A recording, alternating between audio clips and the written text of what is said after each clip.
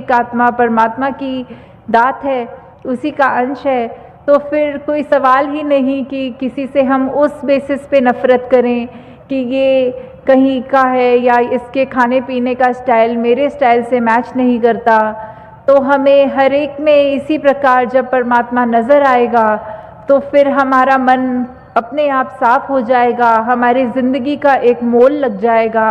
हम भी ऐसे काम करेंगे जो हमारी गिनती फिर संतों में होएगी, ना कि ऐसे व्यक्तियों में जो बिल्कुल एक ज़िंदगी खराब करके जी रहे हैं। हाँ जी।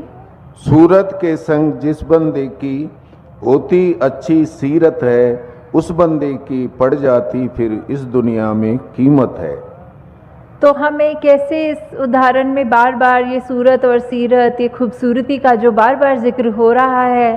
तो वो यही बात आ रही है कि हमारी चाहे हमारा आकार कितना भी सुंदर है, हमारा कैसे भी हम अपने आप को जहाँ चला रहे हैं जीवन में, हमारी जो भी एक कल्चर है वो बहुत ही सुंदर अगर है, तो उसको हमने अपने मन के ऊपर हावी नहीं होने देना। हमें इस बात का अभिमान भी नहीं करना कि हम इतने अच्छे दिखते हैं, हम ऐसा करते हैं, तो फिर चाहे हम व्यवहार अपना दूसरों से ख़राब रखें, किसी के आगे बदतमीज़ी से बोलें या कुछ ऐसी बात करें, गाली गलौज करें, ये फिर हमको शोभा नहीं देता।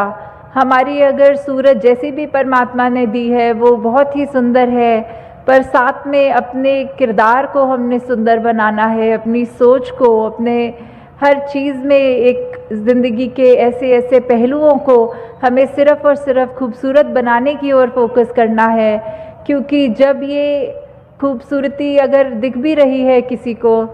तो फिर वो कुछ पलों के लिए ही सिर्फ उसकी वाहवाही ना हो। जब एक अच्छा किरदार मिल जाएगा उस खूबसूरत शक्ल को, तो ही हम हर एक के मन को भाएंगे, तो ही हम अपने आप को भी एक सही मायने में सुंदर इंसान बोलने के काबिल बना सकेंगे।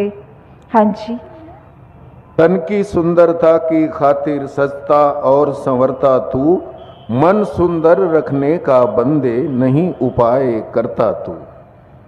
तो वही बात की एक शक्ल और एक मन की बात हो रही है कि कैसे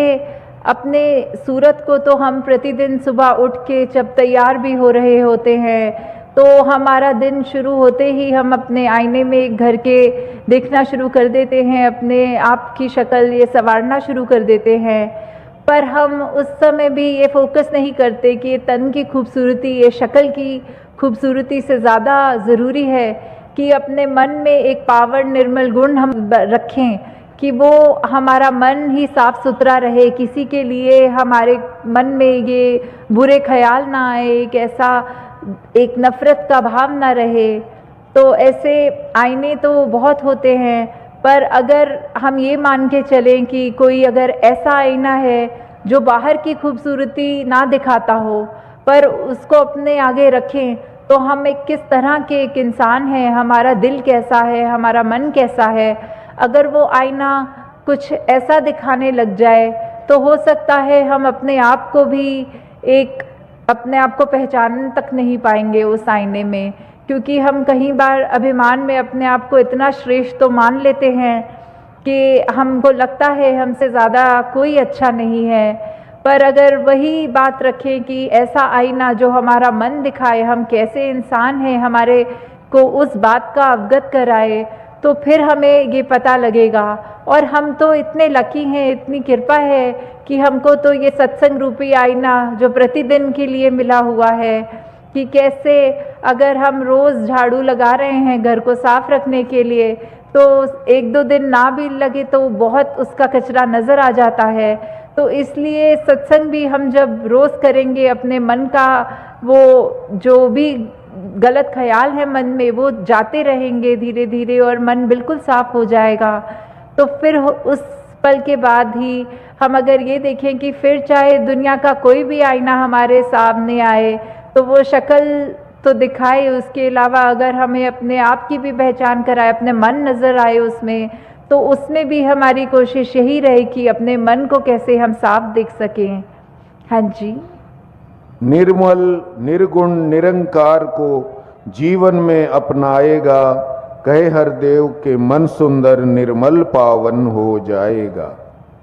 कि कैसे ये निरंकार की अगर हम व्याख्यान करें तो फिर ये जो बात होती है कि निरंकार के क्या गुण हैं, कि ये तो निर्गुण निर्मल, और इतने उसका जो ठहराव की बात आती है कि सिर्फ यही है निरंकार जो एक स्थिर है, बाकी संसार की पूरे ब्रह्मांड की ऐसी चीज़ें बाकी कुछ भी कायम दायम रहने वाली नहीं हैं। तो हम अगर ये कोशिश करें कि हम निरंकार के जो गुण हैं अपने अंदर भी लाएं, वही ठहराव लाएं, वो विशालता लाएं, वो प्यार लाएं, वो एक एक खूबी जो अपने अंदर हम बसा सकें, तो अगर हम उसको बसा पा रहे हैं तो हम we are becoming more like God, वो निरंकार के जैसा हम और बन सक रहे हैं। और यही जो खूबी है कि अपने मन को जब हम साफ रखेंगे तो फिर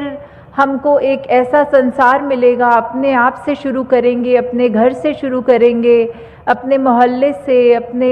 देश से, फिर ये पूरे संसार में एक ये जो बार बार वननेस की भी बात हम सुनते हैं कि कैसे एकत्व, ये कैसे एक पूरे संसार में इस्टेब्लिश हो सकता है।